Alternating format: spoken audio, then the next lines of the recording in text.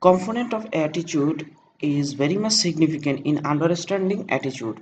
Here we already mentioned that attitude are the evaluative statement concerning people, object or thing that we if what we evaluate, and based on the evaluation we make judgment. But the component of attitude shows that in at which level we evaluate, how we evaluate, and what how after evaluating certain things how we behave.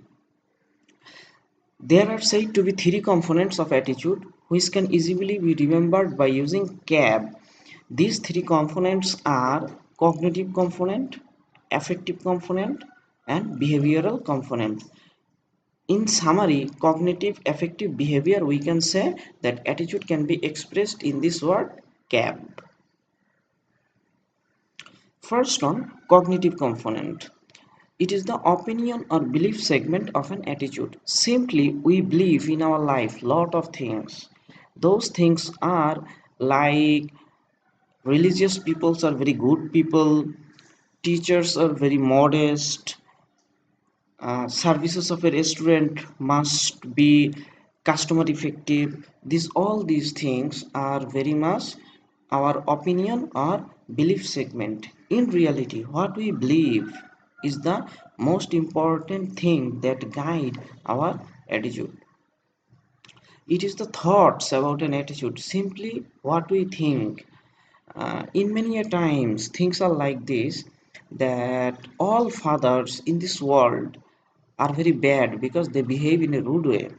So thinking in this way is my opinion or is my belief. Reality may be it or may not be it, but in a certain point of time, I may believe that all fathers are bad.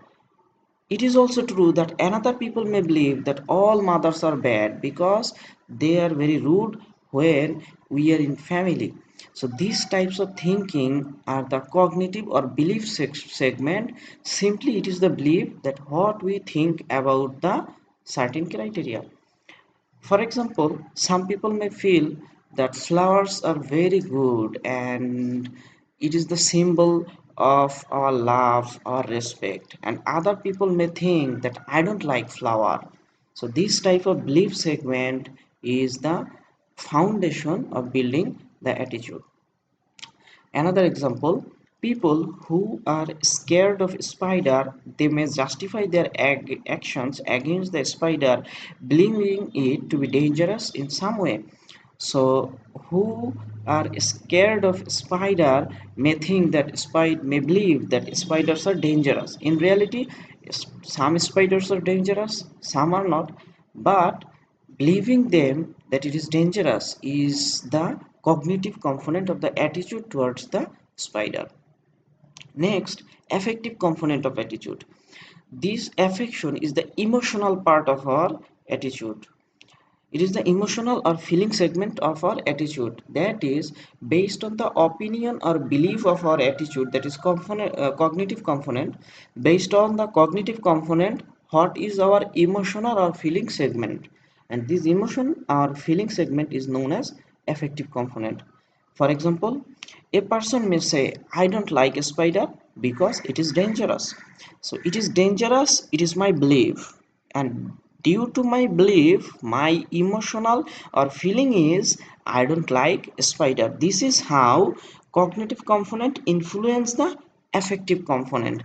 Ba- Based on cognitive component, people build up their affective state of their attitude. Next, behavioral component. It is the behavioral segment. It reflects the intention to behave in certain way. It is the predispositions to act towards an attitude. So based on cognitive component, we build on emotion, that is affective component. And based on cognitive and affective or belief and emotion, we react. And how we react is based on the affective and cognitive part of our attitude. For example, if the person is scared of spider sees one spider, they will react and scream. So the behavior of screaming or reacting in this way has a foundation on the affective and cognitive component. To understand this cognitive, affective, and behavioral component, In many a times we mention iceberg principle. What is the iceberg principle? If we put a piece of ice into water, we see that one third of the ice is above the water and two-thirds of the ice is below the water. So in the same way, in component of attitude, we only see the behavioral component that is above the water, and affective and cognitive is the emotional and belief segment, and that we don't see in our regular day-to-day lives. That's why we can see only behavioral component, but reasons behind this behavior are many, and those reasons are affective and cognitive components. Here is another example. If we consider cognitive attitude, that my supervisor gave a promotion to a coworker who deserved it less than me, so my supervisor is unfair. So my belief that supervisor is unfair, that is the cognitive part. Affective part is I dislike my supervisor. This is the emotion due to the previous belief that supervisor is unfair. And my behavior is I am looking for other work. I have complained about my supervisor to anyone who would listen. So people only see this behavioral part, and affective and cognitive parts are the foundation of behaving in this way. And combining these three things, a negative attitude is formed towards the supervisor. In the same way, positive things may happen.